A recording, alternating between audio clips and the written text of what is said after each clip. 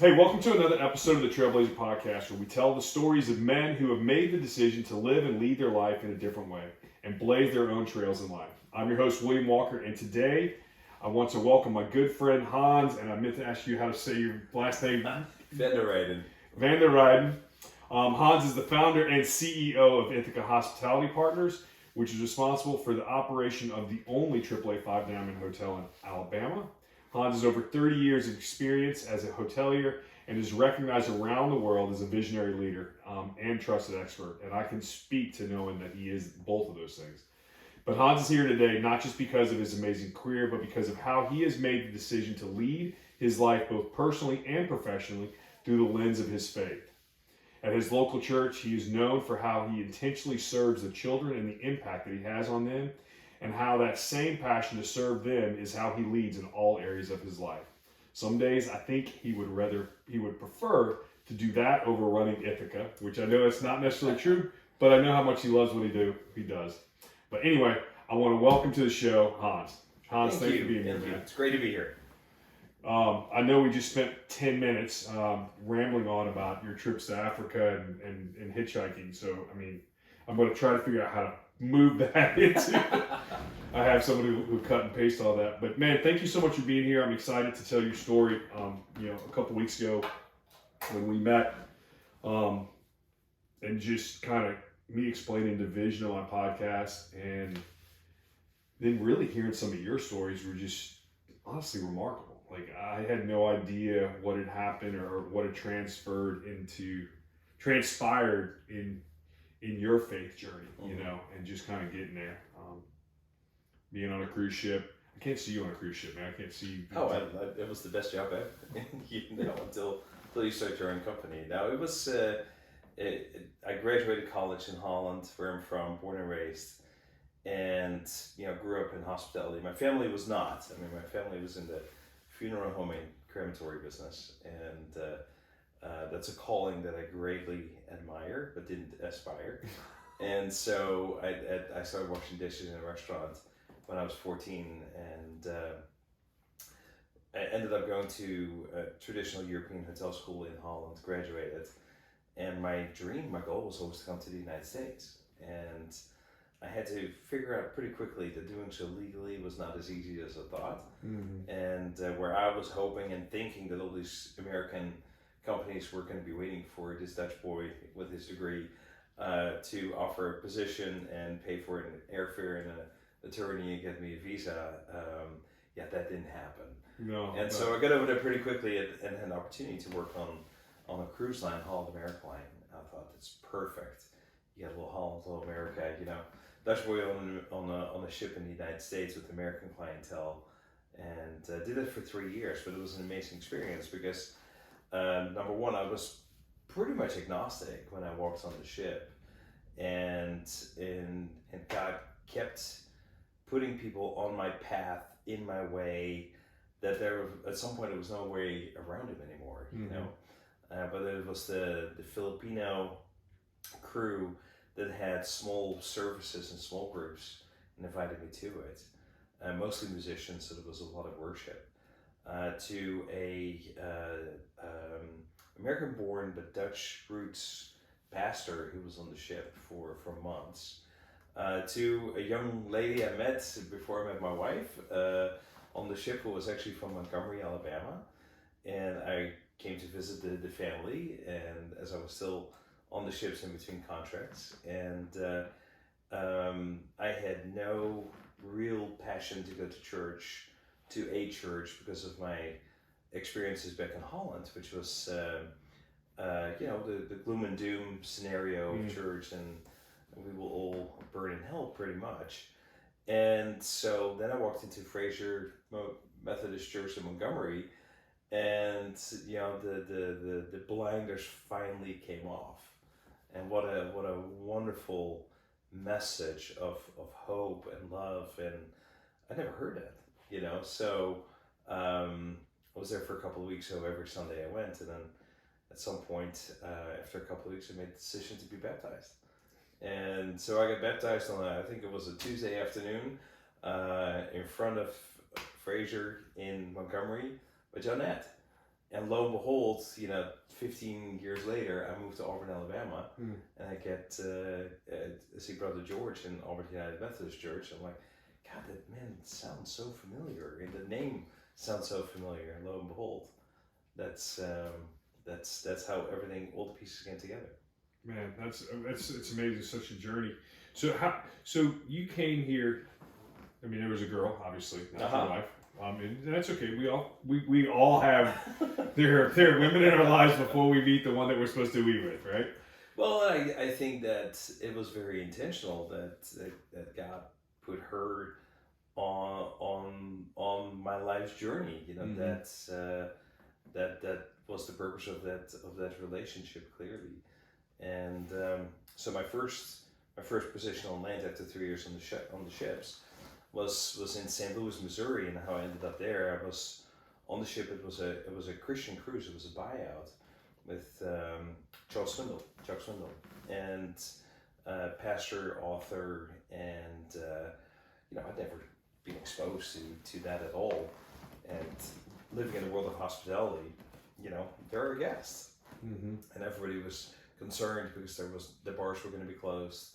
Casino was going to be closed. Nobody was going to be making any money. I'm like, it's 1 week out of a whole year. These people are here, and for us to serve them, and so that's what we're here for. And so my maitre d' at the time said, well, then you get the head table. You get the Swindle family. I'm like, great. And we hit it off over that week that they were on the ship in my station, in my section.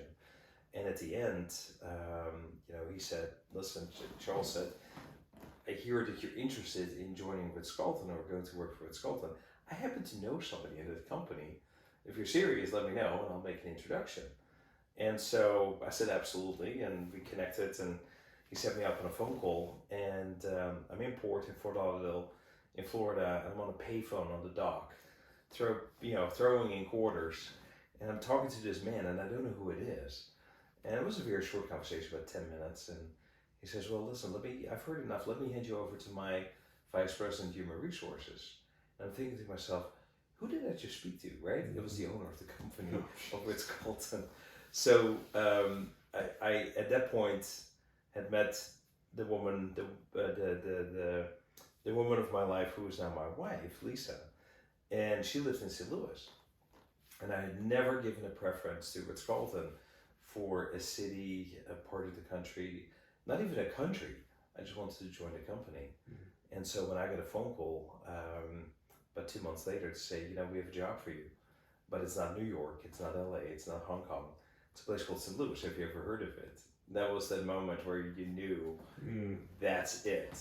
She is the one. Yeah. No such thing as coincidence. And so we moved to St. Louis, then we moved to DC, to New York, to San Francisco, Atlanta, and then we spent 4.5 years in Bali, Indonesia. And then when Ritz-Carlton was sold to Marriott, the founder, Horst Schulze, started a new company, and I got the phone call to join and be part of it, and we started in Auburn, Alabama, and that's how we landed here. So how did you and Lisa meet? So we met on the ship. She was working for Marriott's Travel out of St. Louis, a big incentive travel company, and she was my contact, and I was her contact, and she was on the ship for 5 weeks. Oh, yeah, so you have plenty of time to get to know each other. Yeah, and on the ship, there's nowhere to run, right? She would have to lock herself in a room to get away. So it was love at first sight, and so blessed to have my life's partner in her and our beautiful daughter Olivia. Yeah, we're going in May. We're going to Africa, South Africa, Botswana, Zimbabwe, and Namibia. But I've been there a couple of times. And the first time I was 17, and I was 19 years old, and I hitchhiked for 3 months through Southern Africa. Are you serious? Yeah, and this was a backpack and my Boy Scout flag and my thumb. I wouldn't do that again today, but we have a partnership. Well, part of that is because you're no longer 18 or 19. Yeah, You're not thinking about it. Exactly. And then I did it again when I was 21. I was in college, and I did it again. It was it's a mind-blowing experience because we had much longer vacations in Europe, or we did at the time. And then we started a partnership with the university in Holland, which has a campus in South Africa. So I was like, I want to go. You know, I want to Yeah. help set this up. And so this will be my 4th time going. But I'm so excited. I can't wait. You know, just Lisa Olivia's graduating college. Oh yeah. This is her gift. It's her gift. It's like you're graduating debt free, and we're going to Africa, and that's your gift. That's a great gift. I mean, I think that what was kind of weird, or I don't say weird, but the amazing thing about my first trip there, when I was flying across, I was listening to a podcast called the Bay Mile Podcast, and this guy, he's a former Jewish rabbi turned Christian, and he's walking you through the Bible from the very beginning all the way through it, and he's explaining the Bible because he's like, the Bible wasn't written for the Western man. The Bible was written by a Jew for a Jew. Yeah. The Eastern man for the Eastern man. And so he's explaining how to kind of hear it. And the part I was listening to was about Abraham.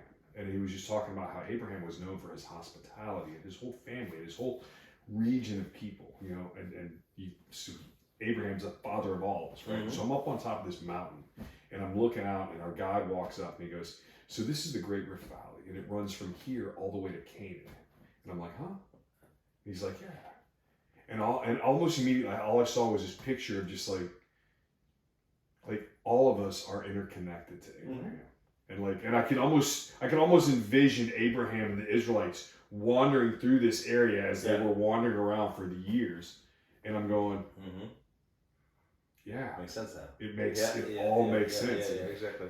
The way I was treated all weekend, I mean, everywhere you went, it was like, hey, like, come sit to my house, let's make tea, I'll bring you whatever. And the hospitality was, I mean, it was beautiful. Yeah. But I actually fell in love with the country and the people. I had an amazing trip. And I felt this calling to kind of go back. Like, I wasn't sure what it was going to look like.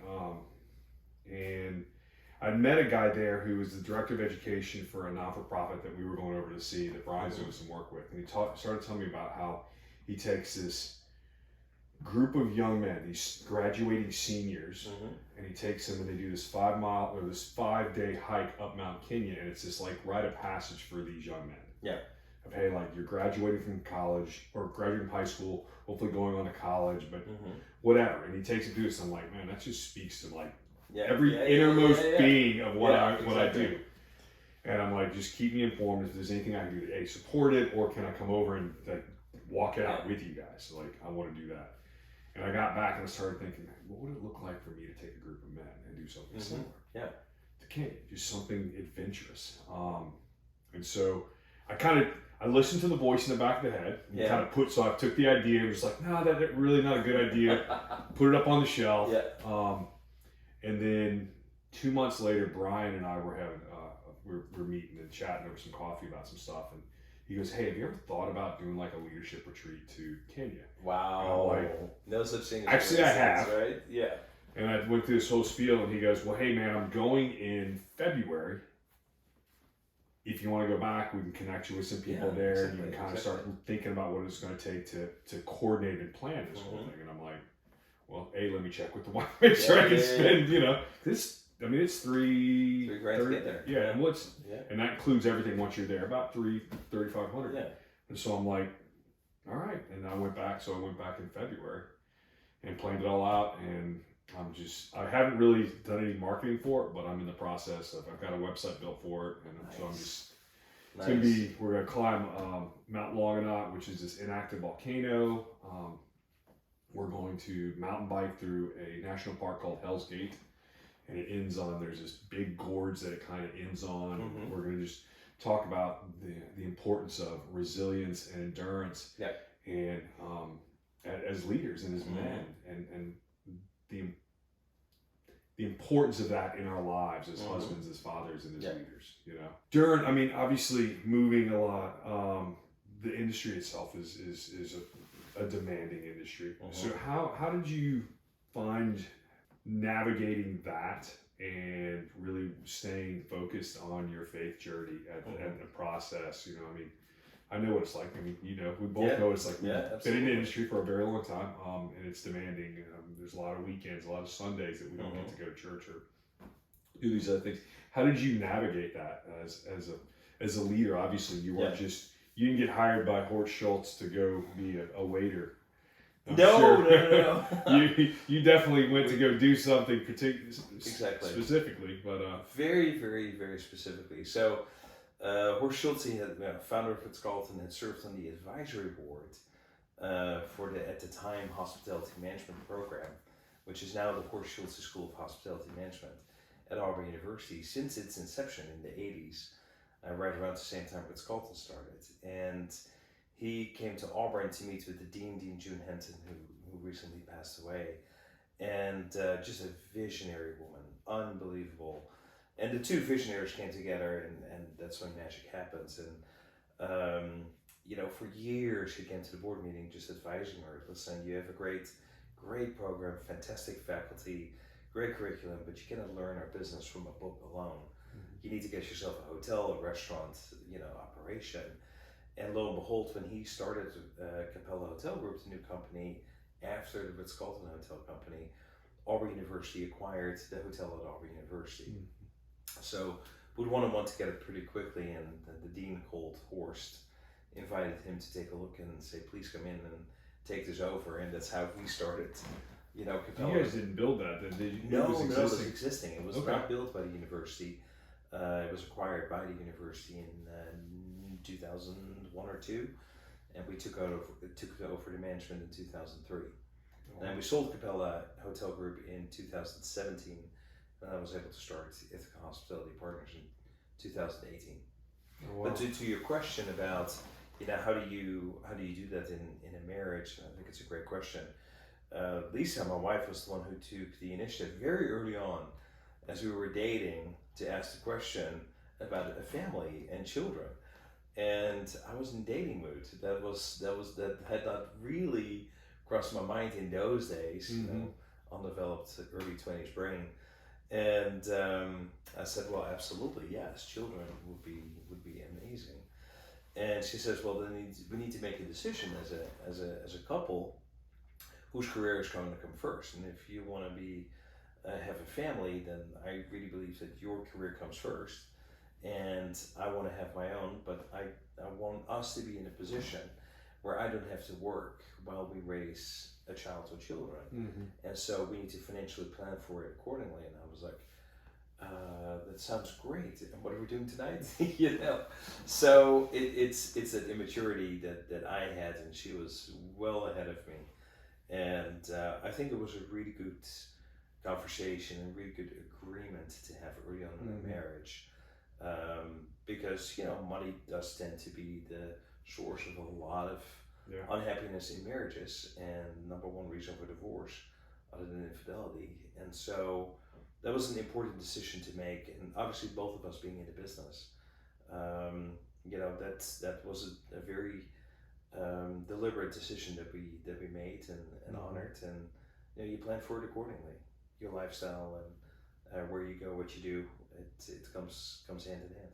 Well, and Lisa plays an active role. I mean, now she has her own restaurant. Oh, she's got she's got a career on her own, and I think I don't know much about her career over the years as your daughter got older, but I know that she's also played a major role in how you kind of lead inside your business, and not just by you inviting her in, like. You're not going away and not bringing her with you. Like, you're planning on the fact that, hey, we're going to do. So, I mean, how did that, how have you been able to manage that effectively to make sure that you're still spending that time together, even though, hey, I got to go to NRA in like 4 weeks. Which I'm trying to go to this year. It's when you're both in the business, what are you grounded in, right? What keeps you together?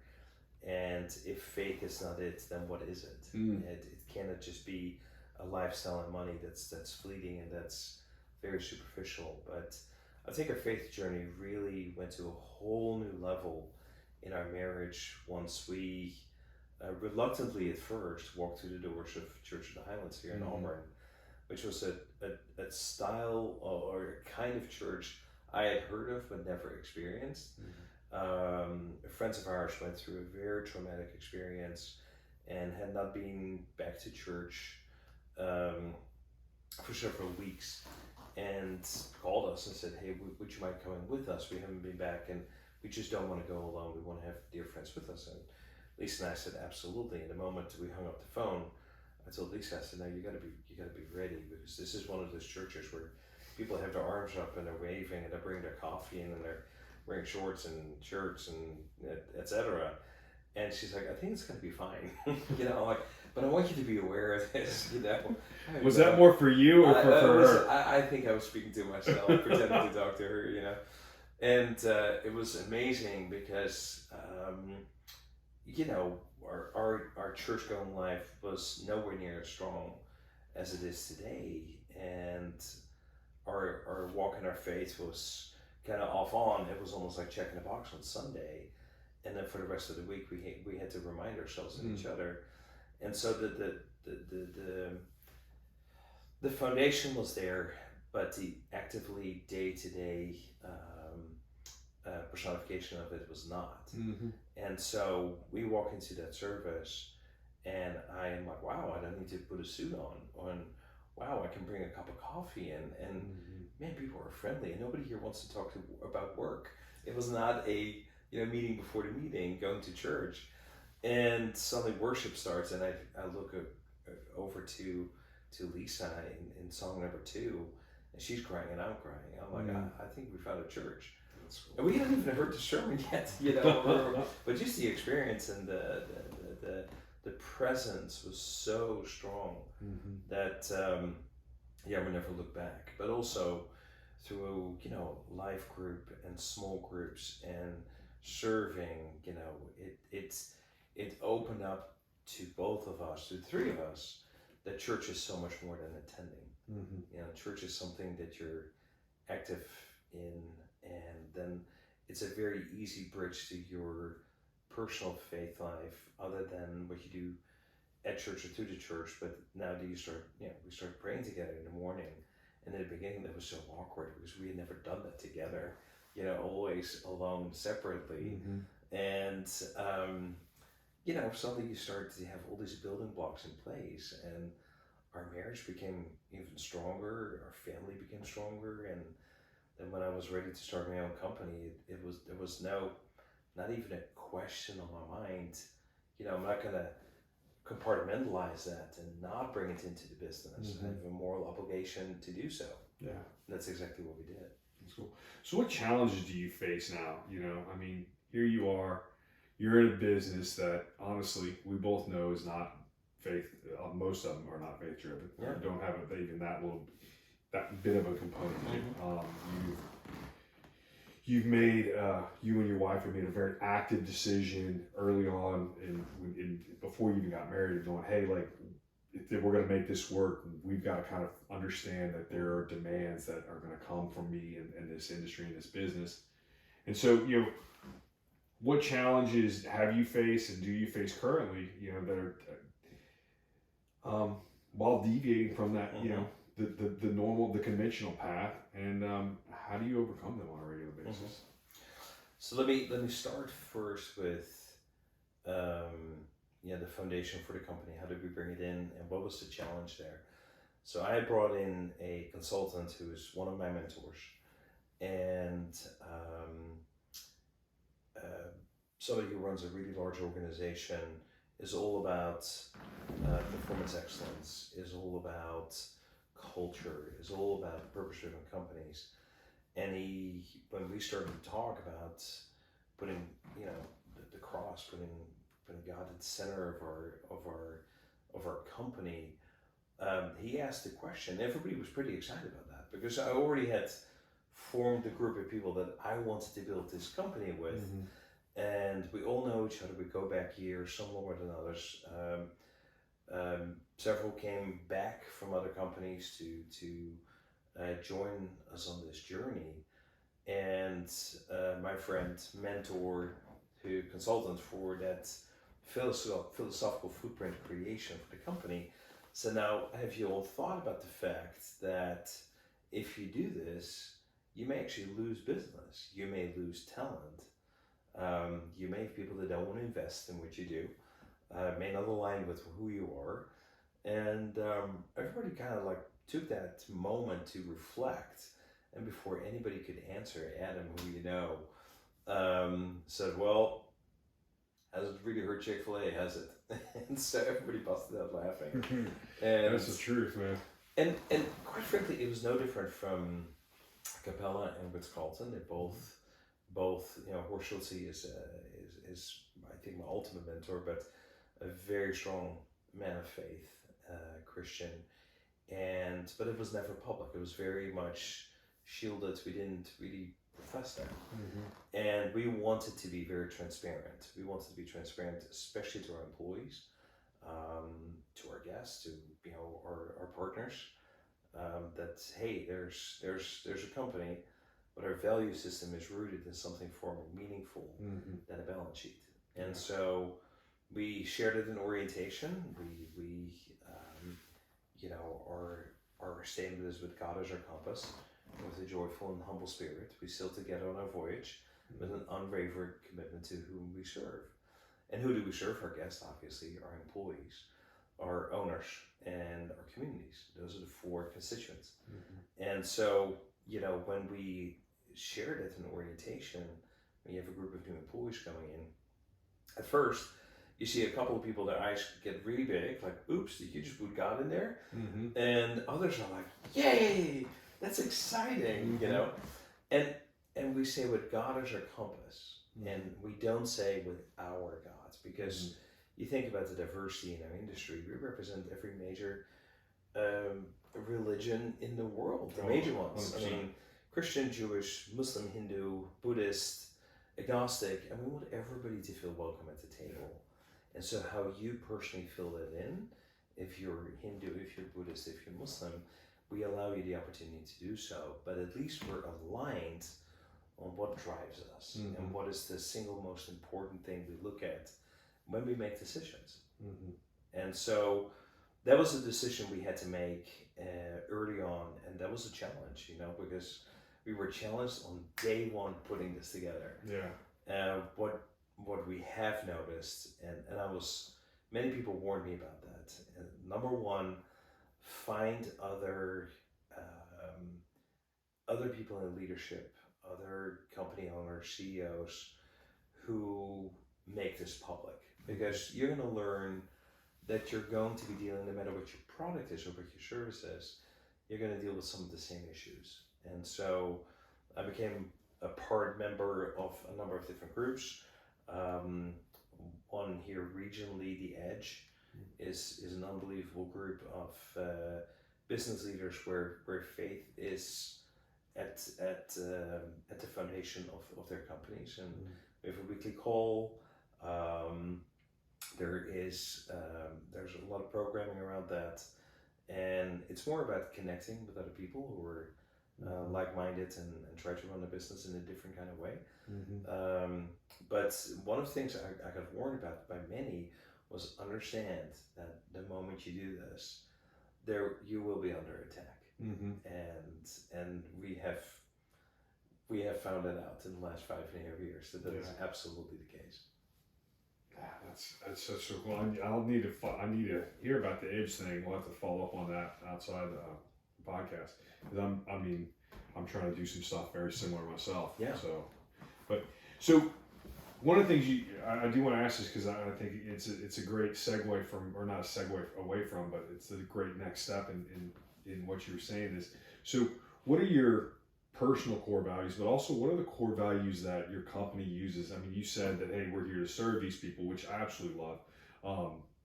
In my coaching, I always start off with, hey, we talk about purpose, but purpose, unpacking, hey, what is my purpose is so much bigger than anybody wants to. But when I'm able to go, hey, why don't we unpack who you're supposed to serve? And someone goes, oh, I can do that. Exactly. I can put a face to it. I know who that is. And so, like, when you think about that, so what would you say your core values are that guide your decisions and actions in leading, both personally and professionally? And how do they cross over? Yeah, I think they don't necessarily cross over, but they have to be identical. If your personal values are parked in your car when you walk into work and you pick them back up whenever you leave work, you're living a double life that can be seen as inauthentic. Mm-hmm. And so I always forget one or two and then I have to think. So I wrote them down, our company values, and we labored over this for 2 days. You know, so gosh, did it take you that long to come up with 8? But it takes yes, a lot. So family, honesty, integrity, enrichment, sincerity, stewardship, trust, and uncompromising. And so when I look at those, and I look at my personal life, my family life, but also the life of my partners, you know, there's always different levels of degrees of importance to the individual as to how it bleeds over in a personal life. But what I've seen in the last 5 years since we started, I see us more and more grow together, but also our families. And I see that those values are really solid. And when when we're together as families or children or with part of the group, you can see how that is personified. You know, it really is. And as I said, you know, we labored over them. We started the thing with 38, then 26, and then, you know, we got it down to 8. But you know, it took some time, right, to do that. But it's something we talk about every day. Our entire philosophical footprint is shared, not only in orientation but on the databases in our communication tool. And so we have either a Center for Excellence of the Day, we have 18 in total, or we repeat one of our philosophical footprints, or our vision is to be best in class by connecting people, purpose, and performance. And whether it's our purpose statement, our vision statement, our commitment, all that makes up our philosophical footprint, and of course our values. And so when you talk about just one of these, but on a daily basis, it's the power of repetition, and you start to see how people are not just reading it in a group, but they're starting to ask questions about it and discuss it and give me an example when you do this. And so you start to really make that part of the DNA of the company. And what you hope for is that if it's just one person who changes their life as a result of it, man, what an unbelievable outcome.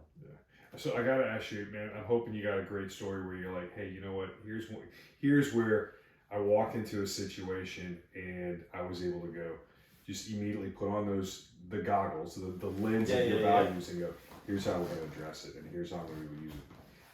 Can you pull one out? He's like, I know I'm putting you on the spot, but no, I think very important for me, for all of us, was, you know, let's give it a really big COVID, right? And we made a decision, and thank goodness we have a chefs and restaurateur community in this city, where people share information, they share resources. You know, we both have been in cities where people keep everything close to the vest, there's no communication, and it's cutthroat. And I really don't like that. From day one, we wanted to create a cohesive community of chefs and operators. And so we made the decision to set up a group text with all the chefs and all the restaurateurs to say, hey, we're close to the source of information, because we serve on the Alabama Restaurant and Hospitality Association, and we're getting most probably the information maybe a day, maybe a couple of hours, but it changed by the hour. And so we decided to collectively as a group to all shut down our restaurants on March 14th, 2020, 2 days before the mandate came out from the governor. We knew it was coming. Nobody's going out anymore. It made no sense. But, you know, then that was ground zero. We applied for, you know, PPP money, payroll protection program. And I could see that money was being used, not here in Auburn, but, you know, the stories are widespread out there, where people would get that kind of funding, and then instead of using it for payroll, they laid everybody off and started renovating their restaurants. And I had such an moral issue with that. You know, because imagine if we say that family, the importance of the family is one of our core values, and if we treat each other as family, then you can never do that, right? Yeah. So it comes back to, when you're a faith-based organization, a company, and you have a set of values, but you don't live them, people are going to see through that. It's going to be so obvious. Yeah. And I felt that during that time, by keeping family central and taking care of people so they wouldn't lose their health insurance, there was an unintended consequence to that, is that when business started coming back, and it came back roaring in Alabama, much faster than many other parts of the country, we were ready. And we had people so super engaged that, the sky was the limit. It didn't matter how many hours people had to work, because obviously we didn't replace anybody who was leaving. But I think that it propelled us forward, actually. So that's an example where I say we made a decision, but it wasn't really a decision. It was a natural consequence of who we are, that we went into that direction. Well, that just shows how important it is to not only, so many companies that have values, right? And really they're just words on a wall. They're words on the wall. That's all they are. And you're like, these aren't words on the wall. This is how we think. This is what we remind our team about all the time. And that's what you should be doing. Like, if this is who you're going to be, then be it. Absolutely. And if people don't find purpose in what they're doing, we think about best in class, connecting people, purpose, and performance, right? You find the right people. Yeah. You select for talent, and you train for skill. Oh, yes. Right? We can find people. I spent a lot of time in my career with people who were excellent in their trades, but not necessarily driven by serving other people. It was about them.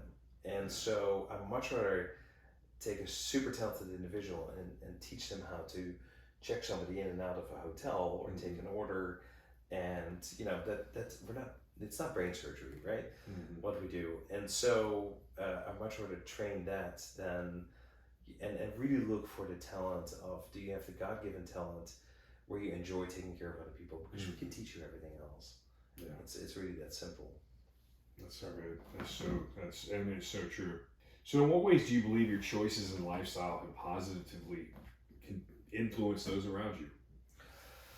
I think number one, when I look at our daughter, obviously every child looks at their parents and models a lot of behavior, and a lot of decisions, are rooted in what would my parents do before they grow up to think, what would Jesus do? But when I look at our daughter Olivia, and I'm knocking on wood, but she is such. There's plenty of it around here. Exactly. I built all of these. So. Such a shining light, and so mature for her age, way more mature than I was at 22. Where she went to Baylor in Texas, and Baylor University, and her faith is such a strong part of who she is and how she sees the world and how she treats other people. I'm like, girl, you are way ahead of me, at that age.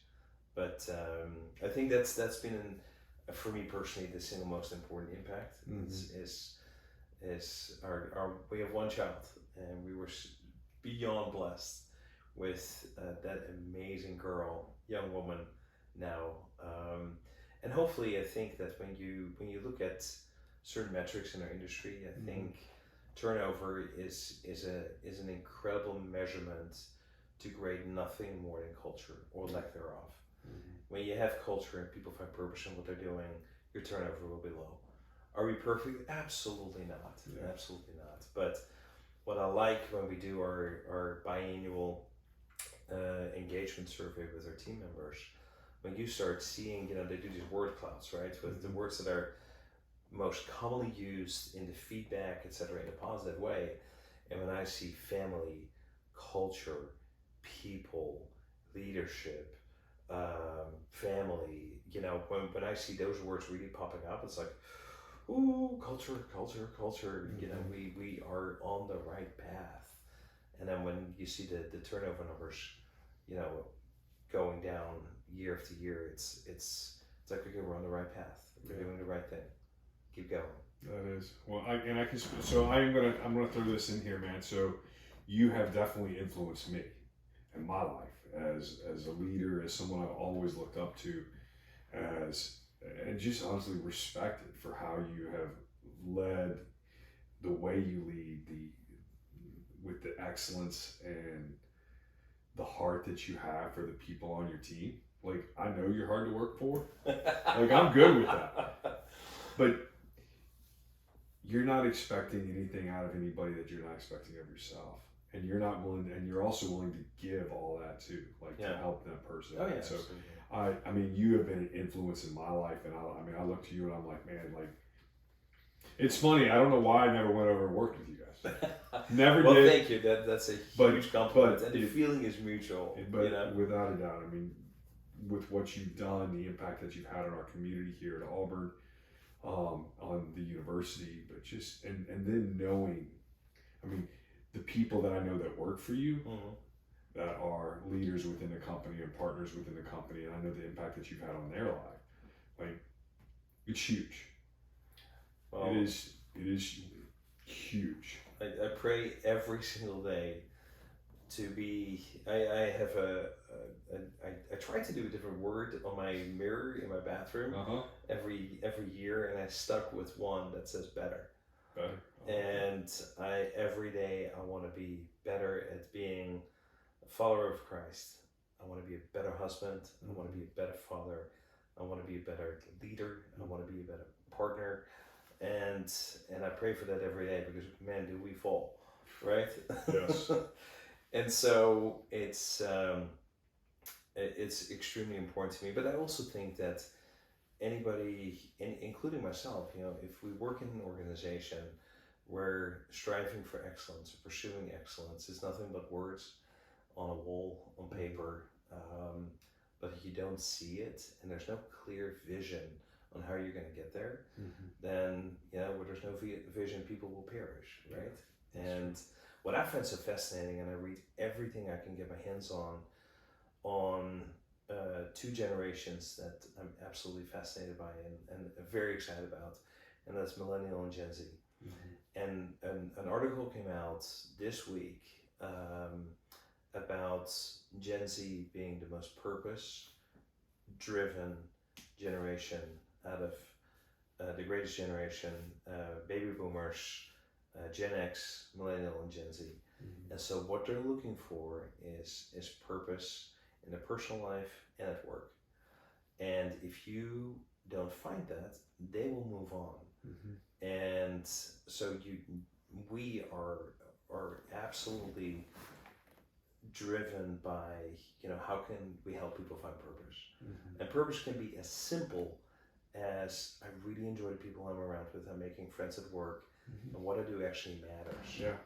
To, I want to start a faith-based group at work because my company allows me to do that. You know, and I'm going to make an impact in the kingdom by using the time to because I'm being given the time to do it. Yeah. And so when I read these things, you know, I think that every generation always has something to say about the next one, and it's not always very positive.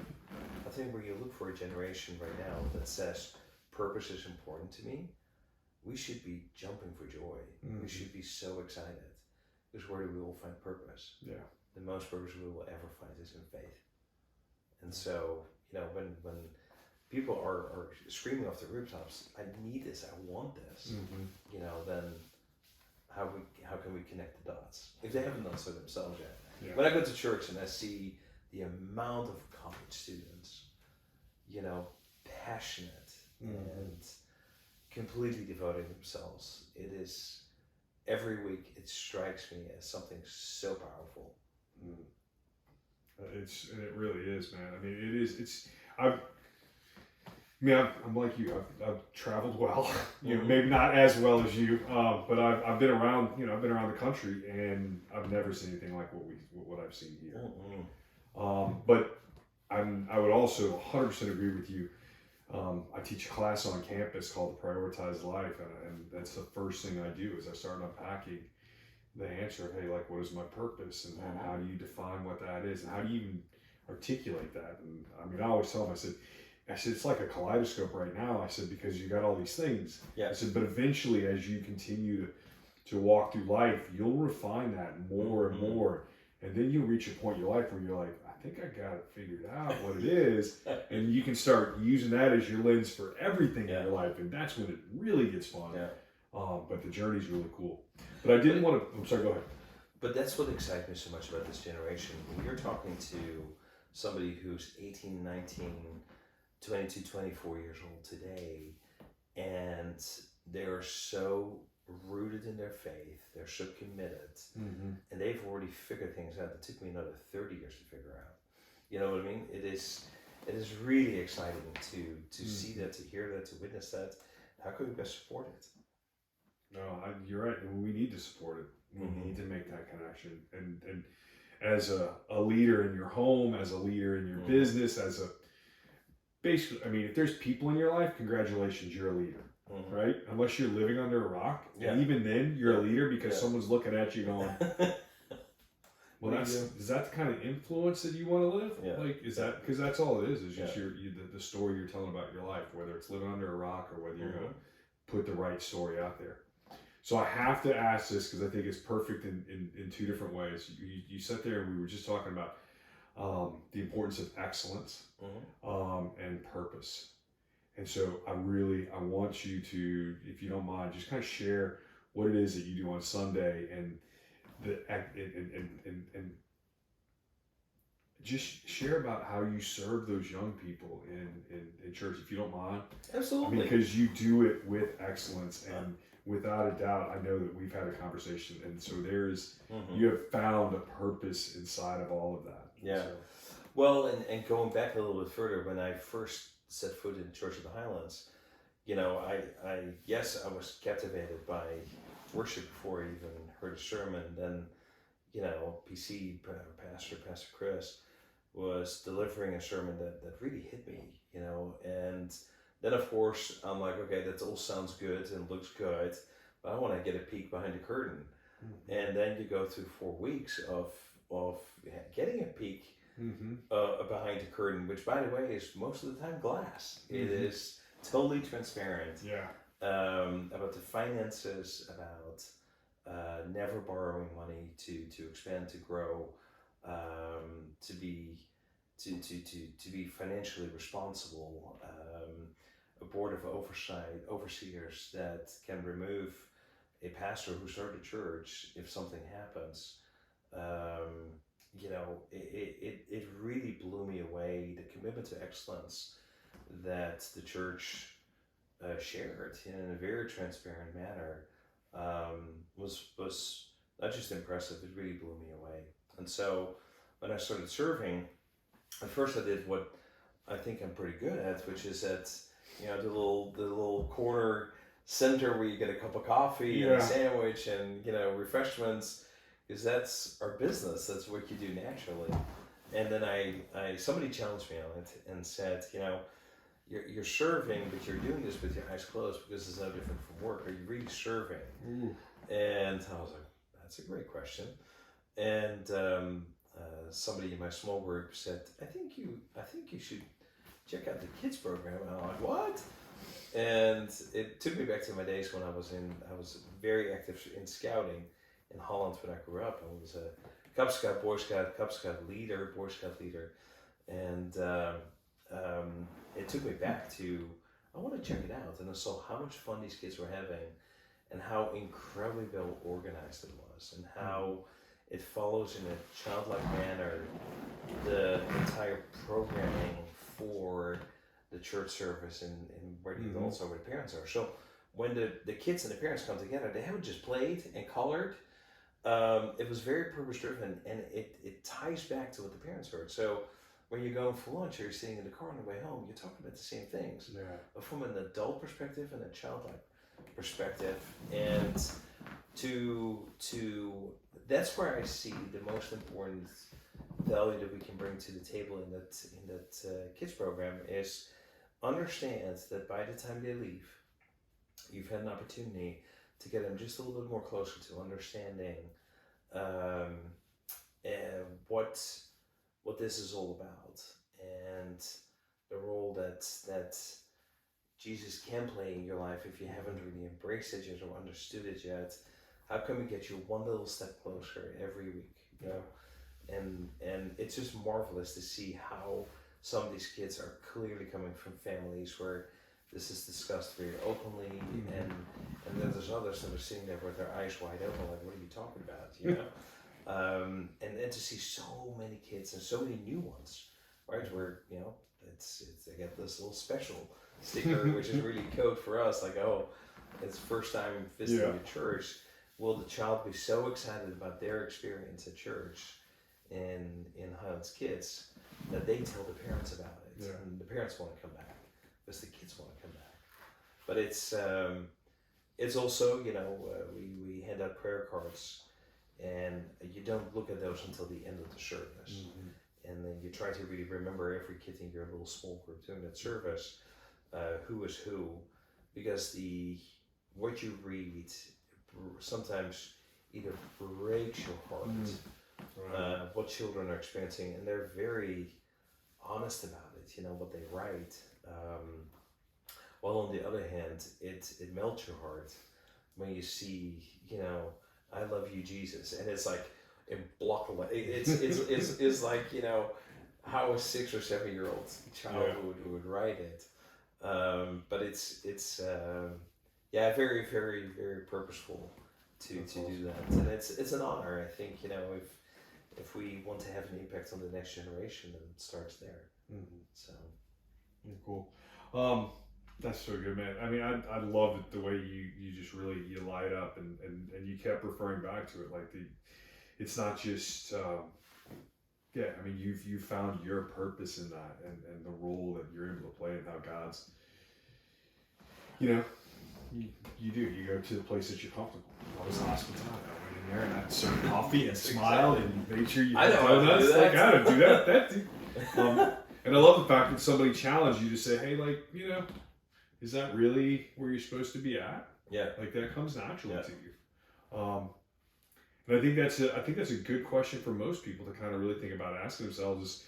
It is really easy for us to step into the places where it's comfortable. Yeah. It's and if you do that, that's where you're saying. I mean, if you argue for your limitations, you get to keep them.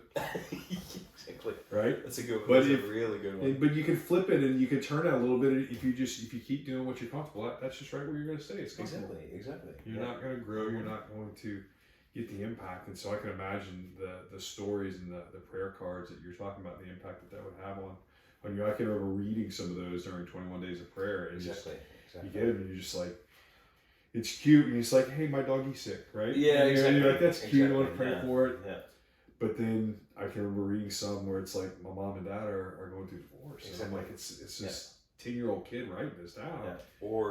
And you're just like, Jesus, please cure my mom's cancer. Yeah. I mean, it just rips your heart out, and when grandparents pass away, I mean, you can see what they write, the impact that it has on them, right? And so it's on the one hand, it's you don't see them until the very end, so there's really nothing you can do in a group setting about that anyway. Yeah. But it does sometimes help to raise the awareness, and then we explained that all these cards are prayed over, not just by me, not just by the leadership in the kids program, but everybody in the big church on Saturday morning, it will be prayed over most probably about 40, 50 times. Yeah. So that's real, and that's what makes the difference in all of that. So I've got two big questions that I want to make sure that we hit as we kind of wrap towards this, get towards the end. But what advice would you give to others who are considering taking a similar unconventional path to their lives? I mean, you've built a very successful company on the foundation of your faith and done that amazingly, and still navigating that. You've lived and been successful in an industry that is not always conducive and open to people living their life as part of their values in this industry, as well as you successfully raised your family and done that. So, I mean, looking back and understanding that, what advice do you have for others that want to go, hey man, like I want to live a life like Hans did. Like I want to understand how he did it, what the changes and decisions you have to make. I think number one, if this is something you're considering, whether you're building a business or you're trying to reshape the foundational pieces of your business, if you try to go at it alone, number one, there will be so many voices whispering in your head and in your ears physically of why you shouldn't be doing that, right? And I think it's always good advice to say, don't go at it alone. Figure out who else is doing it, and that's pretty easy to find. There's a lot of groups of business leaders who gather and discuss these issues, and I was the same way when I started this. I really had to think it through to say, hey, what are the dangers? What are the potential obstacles? What am I going to run into? Should I do this? Can I do this? And the more I started talking to my small group of partners at it, they were so encouraged. They were so excited, and they're all at very different levels in their faith journey. What is really interesting to see is that how some of them have accelerated it by being able to be in a group where it's okay to discuss that, right? And so the moment I became part of The Edge, that opened a ton of doors for conversation to me. We were very quickly ready for a philosophical footprint. We were already on board with it. But then when you have that, then you say, okay, now what's next, right? Where do you go? And it really helped me to be able to have a conversation with people who had been on this journey themselves.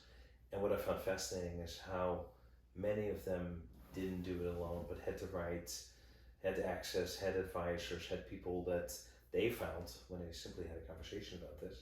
When somebody said, oh, you need to talk to my friend XYZ who is doing this in this city, and set up a call, and you start to get more and more confident that yes, you can do this. It's okay. We're not trying to shove anything down anybody's throat. I just want to be very transparent as to what drives our decision making, and it's a very soft approach, but it also allows people to ask a lot of questions. When there's a question, there's an open door. It may be a tiny little door. It may be a window, an attic window, whatever. But it is open, right? And that allows for enriching conversations, and you don't know where those are gonna take somebody, right? Yeah. And so, don't go at it alone. Do your research, and understand that we're living in a very multicultural environment, and that I never wanted to say this is the one and only way for you as an employee to be valued. No, this is what we believe in, and if this is something that you find extremely comfortable because it aligns with who you are, great.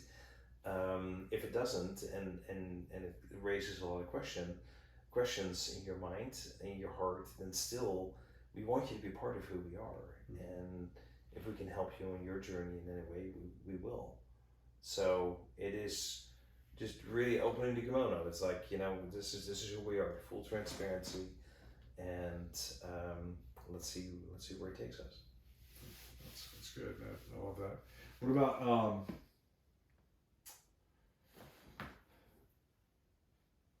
What about in your personal life? What advice would you give to somebody, or would it be the same? find a good group of guys to get around to kind of encourage you.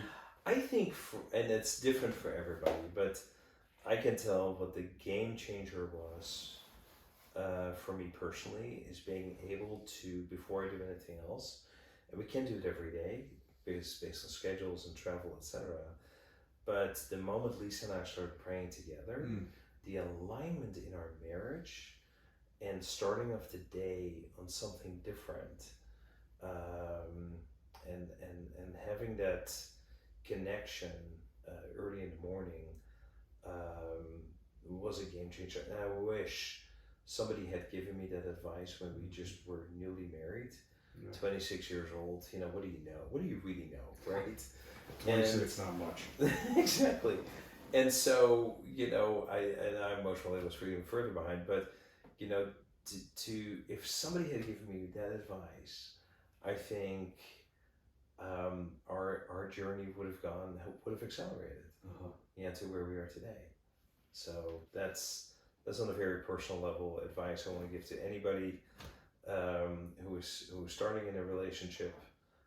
Do that, try that, and at first it's going to be awkward, and at first it's going to be uncomfortable, and you're going to hold back a little bit, and eventually these walls are going to get torn down pretty quickly. Leave that to the female. No, I mean and honestly that's good. I read a book.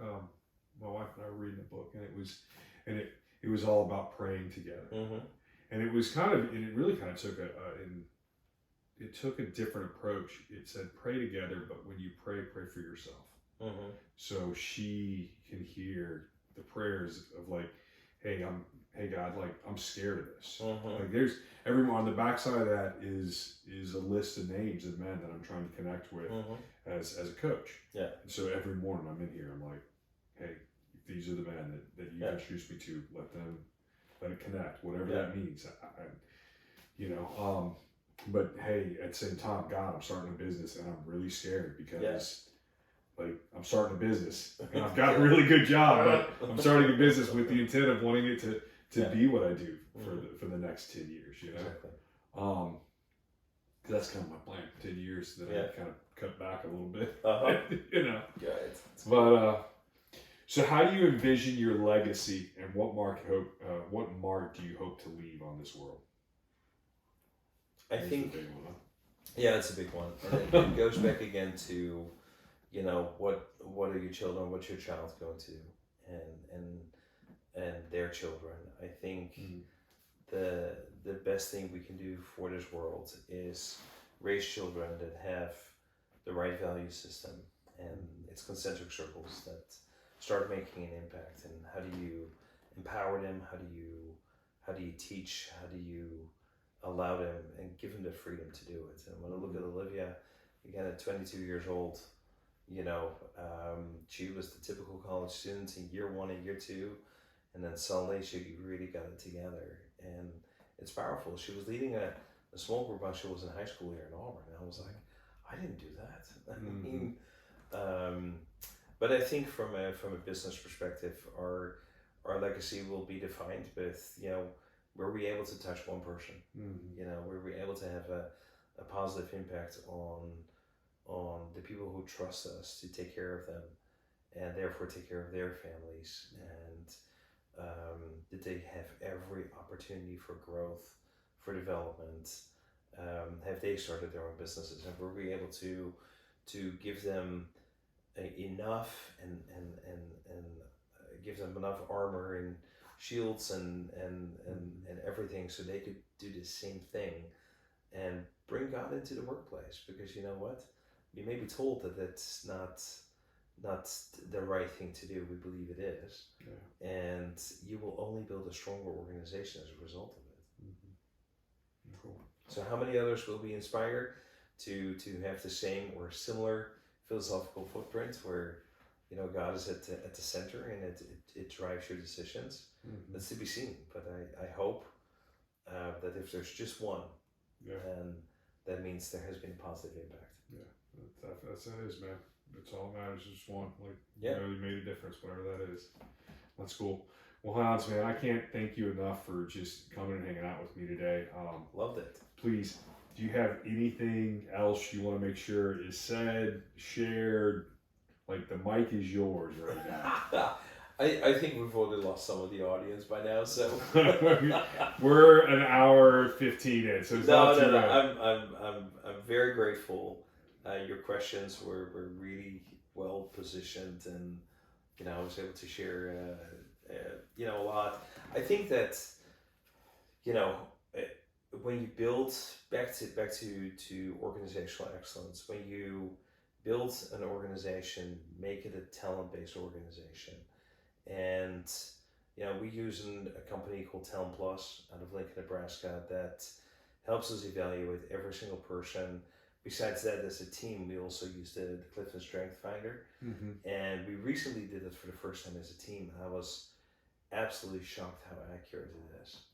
I'm now going to do it with my family to do the same thing, because helping understanding each other's strengths is so core to a business. And so when you have the same faith-based approach to your family, to work, but then you take it a level deeper and you start to really understand what each individual brings to the table, what they're really good at. You also learn what what you need to stay away from. Accentuate strength and render weaknesses. You're going to build a stronger organization. So it's Strength Finders is actually one of the assessments I actually like a lot. It's really funny. do. There's I was talking with I think he's a firm director here for SSNL architecture firm here, and he says on the outside of the doors they didn't use Strength Finder, they use a different assessment tool, and it's got colors, but on the outside of the doors next to their name is their color.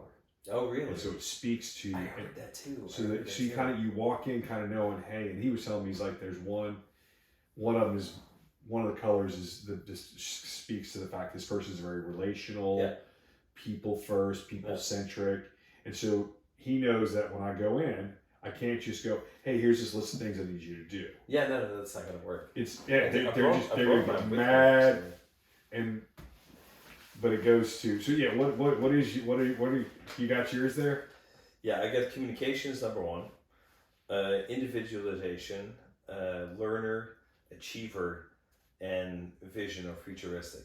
And we went around the table with a coach and certified coach on this, and every single person, the entire group went, yes, that defines you. That is exactly who you are. You know what I mean? Every single one of us, all 8 of us. It's fascinating. I'll have to pull mine out because I know I've done it before. Yeah. I'll have to pull mine out. Yeah. But it is. It's key to unpacking. I mean, it's really. I use DISC a lot. I've done some Enneagram stuff, but it's really fascinating when you start unpacking them and kind of reading and learning about yourself, and you see some of those things. Yeah. And I've had some people take them and they're like, "Well, that doesn't sound like me." And I'm like, "Okay, so let's read through the other ones." And then they're like, "Well, that sounds like me." I'm like, "Okay, cool." And so it's just, but the clarity you can get and understanding how you communicate to people and how you hear, because communication is not me just talking. Yeah. It's more listening than it is actually talking. Yeah. But anyway, we could go on for hours on that. I know. Well, thanks, man. No, thank you for being here. I really appreciate you being here. I'll definitely will have to do this again. Love to. But I'm going to wrap this up. Hey guys, if you enjoyed this conversation, please be sure to subscribe to our podcast and stay tuned for more inspiring stories of men making a difference in the world. Remember, you too can be a trailblazer in your own way. And until next time, keep blazing your trails.